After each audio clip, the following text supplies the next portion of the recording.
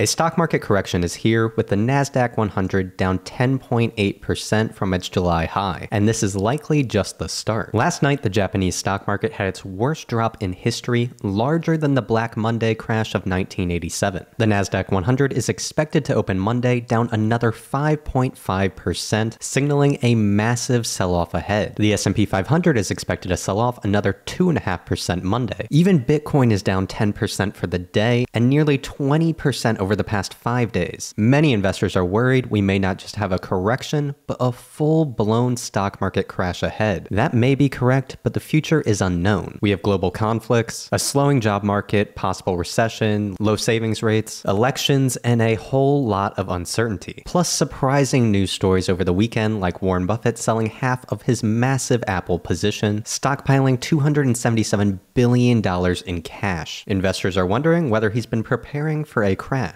Fear is ramping up in the stock market. However, just because you can't predict the exact scale or timing of a stock market crash, it doesn't mean you can't be ready to take advantage of it. In this video, I'm going to provide an updated look at my long-term dividend growth stock portfolio and explain my plan to prepare for the coming stock market crash. This will include some wisdom from legendary investors Peter Lynch and Warren Buffett, as well as some practical advice we can all follow. With that said, let's roll the intro.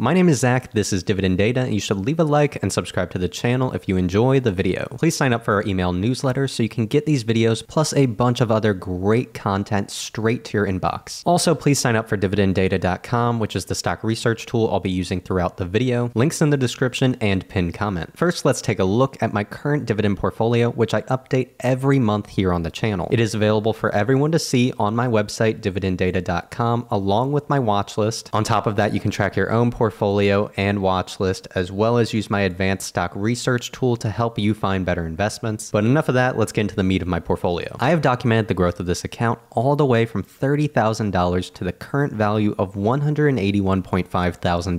With $122,000 invested, my total return sits at $59,000 or 48.57%. And this is actually after a few bad weeks as the market started to fall from recent highs. These represent a little over 45% of my long-term dividend growth stock portfolio. Both of these have fantastic business models with wide economic moats. They have scalable, high-margin businesses where their earnings continue to grow over time. This flows straight to the bottom line, and they can reward shareholders with a growing dividend payment along with share repurchases. Visa is my latest addition here, and it fits all of the qualities I just explained. And these are reliable, high cash flow, and high growth investments. And I am a young investor at 25, so I have a long time horizon, so my main goal is focused on total return. But that doesn't mean I don't like high dividend yields when they're available. For example, my third largest position is the Altria Group, ticker symbol MO. I have a 9.14% yield on cost, and from reinvesting dividends, that's been boosted to 10.58%. That pays me over $2.1 thousand a year, and I'm constantly reinvesting these large dividends, and the snowball effect is at work. I currently have a 37.8% total return on Altria stock. And below that, I have ExxonMobil, which is another high yield stock. I bought this during 2020 at a massive discount, so my yield on cost is 9.29%, and from reinvesting dividends, that has been boosted to 11.1%. My total return on ExxonMobil is 241.49%. Other positions include Disney, which I made a mistake on buying initially, but I still think it's at a deep value and will do well over the next few years. Then I have Apple stock, T. Rowe Price, Kroger, EPD, PepsiCo, Chevron, Automatic Data Processing, and Starbucks. And the main goal here is just to find quality businesses that will continue to reliably grow over the long term. And in this account, I'm trying to focus on companies who reliably pay a dividend, which is preferably growing on an annual basis. And this provides me with cash flow I can use to reinvest under all market conditions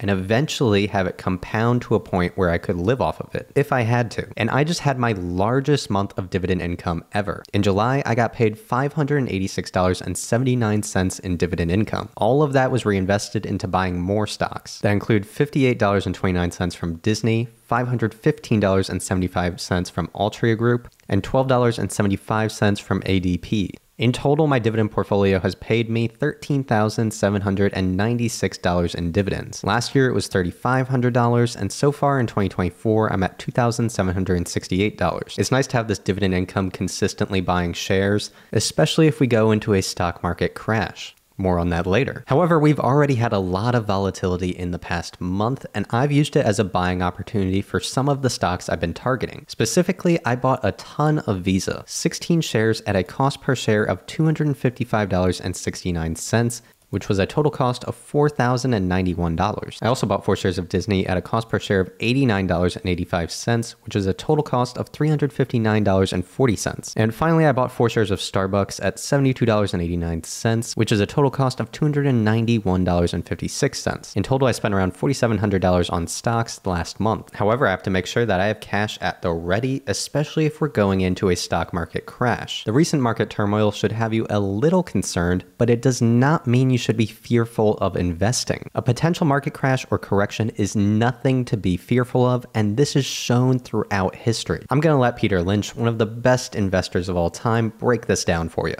But you should study history, and history is the important thing you learn from. What you learn from history is the market goes down. It goes down a lot. The math is simple. There's been 93 years a century. This is easy to do. The market's had 50 declines of 10% or more. So 50 declines in 93 years. About once every 2 years, the market falls 10%.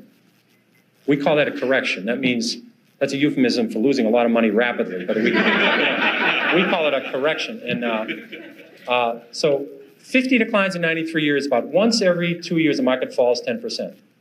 Of those 50 declines, 15 have been 25% or more. That's known as a bear market. We've had 15 declines in 93 years. So every 6 years, the market's going to have a 25% decline. That's all you need to know. You need to know the market's going to go down sometime. If you're not ready for that, you shouldn't own stocks. And it's good when it happens. If you like a stock at 14 and it goes to 6, that's great. You understand the company, you look at the balance sheet, and they're doing fine, and you're hoping to get to 22 with it. 14 to 22 is terrific. 6 to 22 is exceptional. So you take advantage of these declines. They're going to happen. No one knows when they're going to happen. It would be people tell you about it after the fact that they predicted it, but they predicted it 53 times. And so you can take advantage of the volatility in the market if you understand what you own. Nobody knows when a market downturn will occur. The most important thing to remember is that corrections and crashes are actually an opportunity. A stock becomes less risky, not more, as the price goes down. As a long-term investor, you need to have the stomach to buy, not sell as the market goes down. Flipping that mental switch in your head is the first step to successfully navigating a crash. Beyond that, you need to prepare and set your plan for this kind of market environment. This step is often neglected. First off, you need to have a watch list of stocks you are tracking. This way you're consistently paying attention to the stocks you're targeting. But beyond that, you need to have a list of the top quality stocks you want to target. These are blue chip companies with the best business models that you think with high certainty will continue to grow well into the future. Focus on quality. Perhaps a company like Visa could fall to $200 or $230. I know I'll be buying a lot then. The most high quality companies, whether it's Visa or Microsoft, will be one of the last ones to sell off. And when the market crash begins to let up, these blue chip companies will be the first ones to rise. You need to have cash ready to buy quality. There may be stocks that are super cheap, whether it's Intel, which just crashed 26%, and I have no doubts that will go down way more after Monday's crash, but don't blow all of your money on these lower quality companies. They have structural problems going on independent of market conditions at this time. Their price will remain lower and there will be a buying opportunity if you think it's a good investment for far longer. Whereas a stock like Microsoft, you only had about a couple months during 2020 to buy it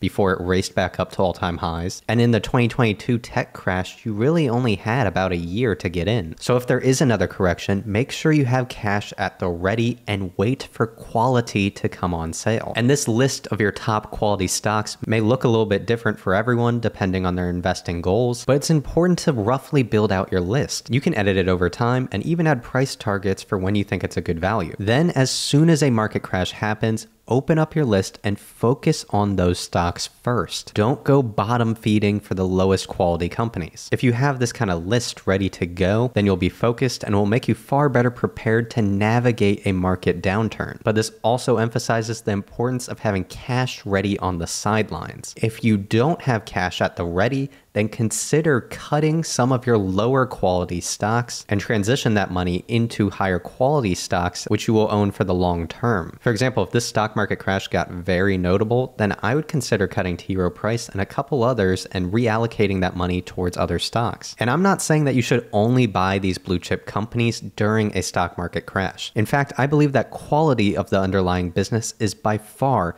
the most important part of buying a stock. I think Warren Buffett provides fantastic advice on when to buy a great business. In general terms, unless you find the prices of a great company really offensive, if you feel you've identified it, and by definition a great company is one that's going to remain great for 30 years. If it's going to be a great company for 3 years, it ain't a great company. I mean, so you really want to go along with the idea of something that if you were going to take a trip for 20 years, you wouldn't feel bad leaving the money in with no orders with your broker and no power of attorney or anything, and you just go on the trip and you come back and it's going to be a terribly strong company.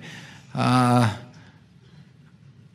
think it's better just to own them. I mean, we could attempt to buy and sell some of the things that we own that we think are fine businesses, but they're too hard to find. To sit there and hope that you buy them in the throes of some panic, that you sort of take the attitude of a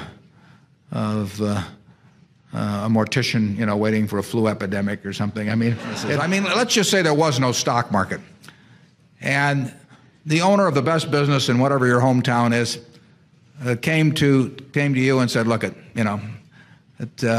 my brother just died and he owned 20% of the business, and I want somebody to go in with me to buy that 20%, and the price looks a little high maybe, but this is what I think I can get for it. Do you want to buy in?" I think if you like the business and you like the person who's coming to you and the price sounds reasonable and you really know the business, I think probably the thing to do is to take it and don't worry about how it's quoted. And it won't be quoted tomorrow or next week or next month. I think people's investment would be more intelligent if stocks were quoted about once a year, but it isn't going to happen that way. So.